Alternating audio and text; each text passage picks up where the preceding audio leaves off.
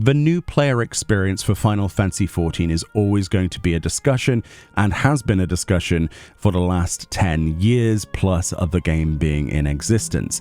Teaching players the basic mechanics that they need to know at endgame is especially important to drip feed from the start of the game. This is something that has evolved over time and has been, as we say, over 10 years of content for players to kind of learn. If they were to start tomorrow, they would have to go through this process. The real question is, does the game do enough itself to teach these new players everything they need to know?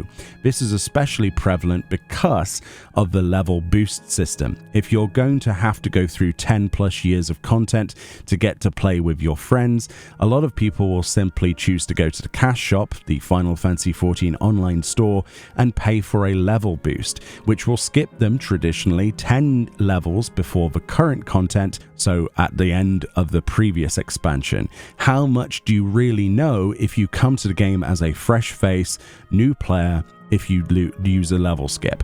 Well, the game tries to incentivize you to use a feature called the Hall of the Novice. This is something that pops up on your screen right in the middle and tells you this will teach you how to play your role. Does it do a good enough job? Well, a lot of people, including myself, have said not really. It teaches you the basics of moving out of AoEs, how, if you're a healer, how to heal multiple targets whilst moving from the AoEs. If you're a tank, how you can generate enmity or aggro on multiple targets. Your basic, you should be attacking and moving these things away from people. But it doesn't do enough about the rest of it, like the actual boss mechanics. This is something we've seen contention of when older dungeons suddenly get hit markers above their head for mechanics that didn't previously exist, such as coin counter in Aurum Vale. In previous couple of years, that was changed now to have an AoE marker around it, giving people the idea that all of the AoEs that they see in the rest of the game will have that marker, lulling them into that sense of security, where in reality that is not the case. So a lot of people have a lot of different opinions on this, but it looks like in patch 7.1 we might be seeing the first movement towards more mechanics being taught at an early stage.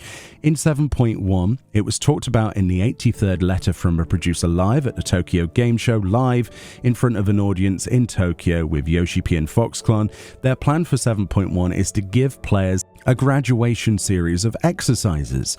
Yoshi P said, especially overseas, we're often getting feedback that we need to have something for players that are kind of graduating from the Sprout status, learning mechanics and skill rotations, etc. We're still debating about rotations because that would be a big cost, but we're starting with training specific for mechanics, end quote. They showcase a couple of images, the first of which is stack mechanics. This is something, as Yoshi P says himself here, and I quote, "I'm sure everyone has seen a Sprout get this marker for the first time. They have no idea what to do with it and run away from the group, and then you see the group chasing the stack marker. This is especially true if you go and do any alliance trades or things like that. It's often a bit of a Benny Hill show moment as you're chasing around. The same can be said for spread mechanics, as they showcase here. This is another one of the exercises showing that you shouldn't stack these items. Hopefully they go into further detail within there. Hopefully there's text on screen that tells you that the AoEs won't always look like this. A stack marker won't always look like this, but this is the basic principle. A spread mechanic won't always have this big blue AoE around you. Sometimes it can be different colors. As long as they clarify that, then I think this is a really good step in the right direction with context, but it is a good step in the right direction already. I'm not really sure what they could achieve by talking about skill rotations. The investment into that seems to me personally a little bit of a mistake, because a lot of those features would have to be updated every single expansion, every single patch. We end up having abilities culled from many people's repertoire every expansion, to much chagrin from a lot of people. And some of those are, completely game-changing for their rotation. So I think that investment into that probably isn't a good idea. However, teaching you the basics of what to do in a certain situation will save time when you're going to deal with people who may have level boosted their character, or some people who might not have learnt their stuff, might not be a veteran and go into level 50 plus content and suddenly deal with an Akmorn, for example. What do I do with this? You know, that kind of thing. So this is a good step.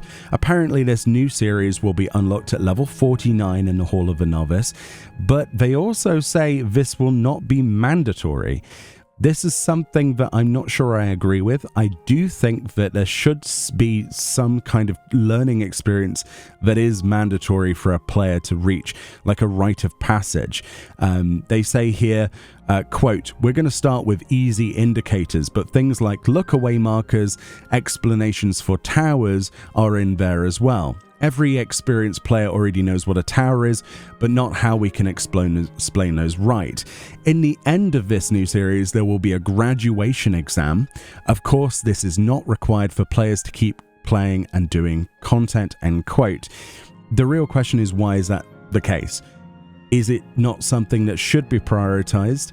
Should this not be incentivized? I think they've gone half and half here, and I don't think people would be that upset if they had to sit through this examination process. As long as it's streamlined, simple, and gets to the point, you know, multiple choice, and then maybe reward you with something. One of the best things about the Hall of a Novice is that it actually gives you gear. A lot of people just don't know that exists, the brand new sets. This is actually really useful gear whilst you're leveling, and you level at an incredibly fast rate these days in comparison to, you know, a Realm Reborn. It's not those days anymore. They've culled the experience quite a bit. The MSQ is a much more streamlined experience, and honestly, a lot of the time the EXP that you get given from the MSQ means you're more than over leveled for the content that you get put into. Even if you're level synced for solo duties, it's still at the top end of that level sync, so you're going to have an easy time in comparison. So I still think that they should incentivize this better and maybe force people to have a look at it at least. Having a big thing in the center of your screen if you level boost, for example, is a good start. If you level boost a character to join with your friends, you don't want to possibly sit through 10 plus years of content, and I completely understand that. There is no shade from me towards level boosting. Do I think it's a good idea? Probably not. Do I think the story skip's a good idea? Definitely not. But if you are going to do it, then it would be good if the game went, hey, hold on a minute. That's cool that you've skipped 11 years of content, but maybe sit through this 15-minute series of examinations just so you know exactly what you're dealing with. And I think they owe that to the rest of the player base as well, so that when you do use the party finder or you do use the duty finder and you group into alliance raid content or normal raid content, trial content, whatever it might be, a lot of that is required for the MSQ to play with players.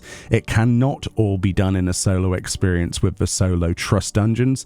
So it would be nice if people knew what a stack marker was, what a spread marker was, what meteors were, what tower meteors, look away mechanics with an eyeball, things like that. So this is a really good feature and probably the best highlight of the live letter out of everything. There are some really cool things talked about. A lot of people were lukewarm to the reception of the live letter. Myself personally, I thought there were some really good bits in there, and this is certainly one of the cherries on the top. Yeah, I think this is a good thing, but I really hope we don't stop here. There needs to be a lot more invested into the different types of things. Like for tank busters, are they going to showcase the difference between a tank buster that cleaves, a tank buster that needs to be shared, a tank buster that is just a buster on a tank and you're quite fine to stand with other people? A lot of these things are directional and positional dependent. It's the same with healing mechanics as well, right? The incentive needs to be, well, we've built this particular content around you needing to do DPS as well as heal. That's something that they still haven't really talked about much, because I think a lot of the time they're afraid perhaps of committing to that and saying, hey, if you're a healer, we want you to DPS. But the fact remains that a lot of bosses at endgame don't die unless the healer joins in with DPS. So it needs a bit of an overhaul.